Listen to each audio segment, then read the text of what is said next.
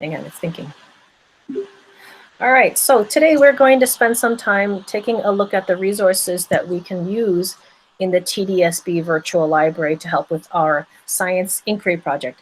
And honestly, any project that you do from here on to the end of high school, you can still use these resources, and they are amazing for finding kid-friendly texts that are still good for information for history, for science, or whatever, for finding images that are royalty-free, that don't have those odd little watermarks across it that you have to get rid of, and also good for citing your sources. So starting at this year, you will no longer just be putting a website as your info source. You need to list them like a true bibliography. So what I'm going to ask you to do is I'm going to ask you to open up a new tab. Perhaps a Google search would be lovely. I'll give you a minute to do that.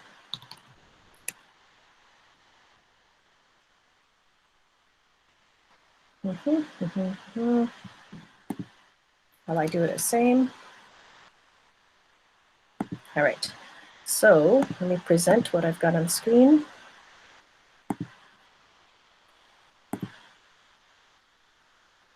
Here we go.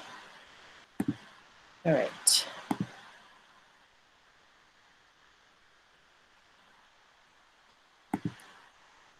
All right, so at this point, you should hopefully have a Google search open. If you are already logged into the TDSB website, you'll be fine. But I'm sure you already know how to log on to TDSB. You go to aw.tdsb.on.ca. And when you get to that window, normally it would ask you to log in with your student ID and all of that. I am already logged in, so I'm not going to do that. Once you're logged in, you can pretty much just pull down to your school, Dixon Grove Junior Middle School. And if you go up to, where'd it go? There should be virtual library here. Hey. All right, this is going to be fun. Is it this one? Hey, don't quote me on this one. Nope, not that one. All right, once you've logged in to AW, then you are logged in completely. At the top, all you have to do is type in tdsb.on.ca/library. Again, the reason why we had to go through AW is to make sure your computer recognizes who you are first before you go to the library website. All right, once you hit enter, you should be entering the virtual library. And you know you're in the TDSB library because everything's super colorful, and you should see these four colorful boxes. The green one's called read, watch, learn. Yellow is find. Orange is my library. And blue is inquiry.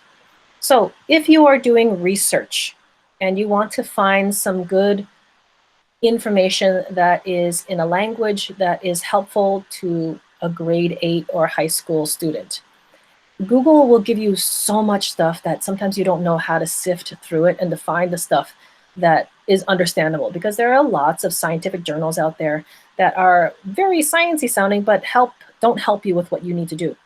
So in order to find some stuff for yourself, you're going to click on the green read, watch, and learn button. That will take you to, hang on a second.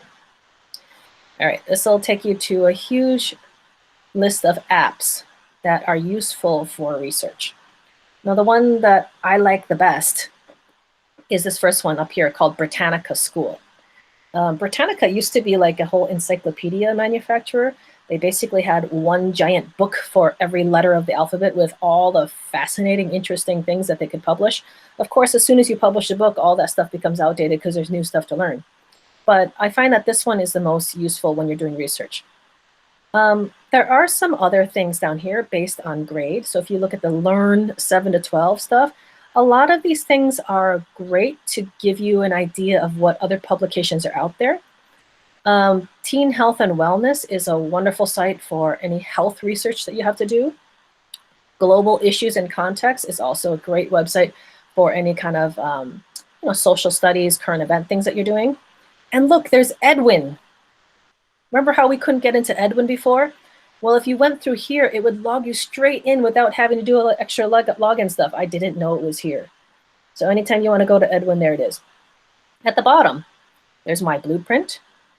Knowledge hook. Those of you that were in maybe Mr. Shake's class last year for grade 7 know a lot about knowledge hook. Flipgrid is here if you've ever used it to do presentations. And TVO Mathify is a pretty good website to help you out with math. So is Adobe Spark, very good for making presentations. Other things, NFB, National Film Board, good for films. Learns 360, more kind of informational text. So all of these things are here to help you. We're going to log into Botanical School to see what's going on there.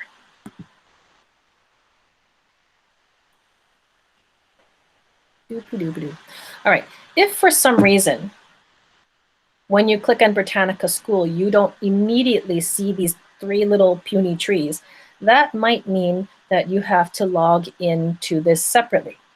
So hopefully, when you click on Botanical School, it opened up as a new tab. If you didn't get this and it asks you for some login information, then what you need to do is go back to the tab you were at before. Don't hit the back button. I'm sure the tab is still up there somewhere. Go to the virtual library. And if you scroll up at the top, there's this little orange circle called Passwords and Info. You click on that, it gives you all the secret passwords to all of these apps, the ones that require passwords anyway. Here it is, the yellow highlighted virtual library passwords. And please don't share this with people outside of the TDSB if you're so inclined. Which one? We were looking for Britannica. So if you scroll down and find the Britannica, scroll. There we go. There's the Britannica logo right here. Can't highlight it. There we go. It says that in order to log into Britannica, you see the 2 yellow words here, Trillium. That means the username is Trillium and the password is Trillium. Of course, if you are having trouble spelling Trillium, then you could just like highlight, copy, open the Britannica app and enter Trillium as a username and a password. Hopefully, once you do that, you're here. All right, now that you're in Botanical School, this is a great source for looking for information. You can choose if you're an elementary school student, middle school, or high school. They've separated it out so that the high school level obviously has articles that are a little bit more intense and have a little more information that would be appropriate for high school research. But let's just go with middle. That's what we are. Click. If you just click on the word middle, you should be good. All right. Now here is where you can explore the different topics. You can look up articles, images and videos, biographies, things specifically Canadian. And there's just some other interesting things in there. All right, so let me pick a water focus. Let's search for a topic. Let's say we want to look up ocean acidification.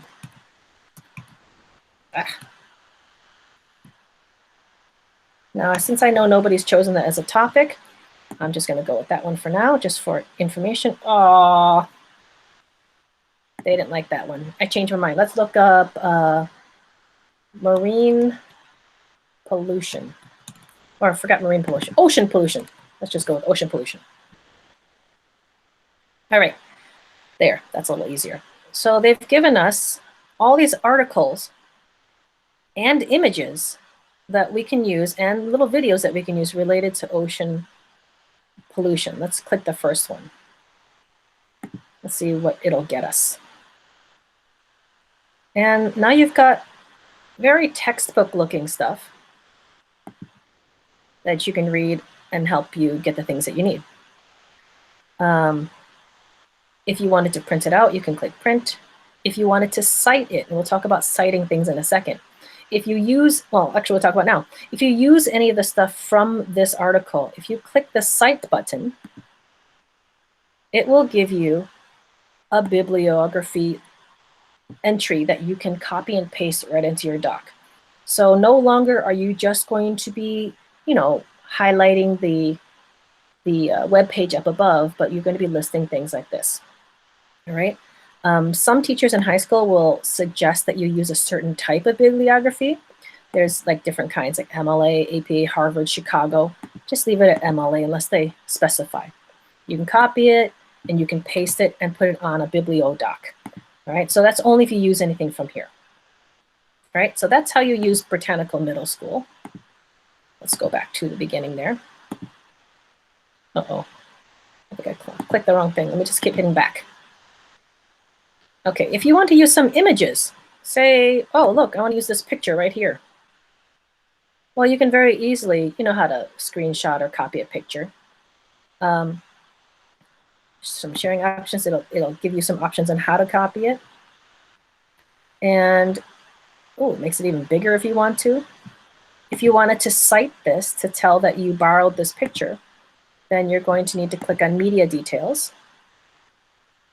And you can cite the picture there. It tells you exactly where it came from. Right? So yes, you do have to give information about where you got pictures as well as text. All right, let's back out of here. Any questions so far? You know what? I'm going to pause the recording for a second so that you can ask questions without being recorded.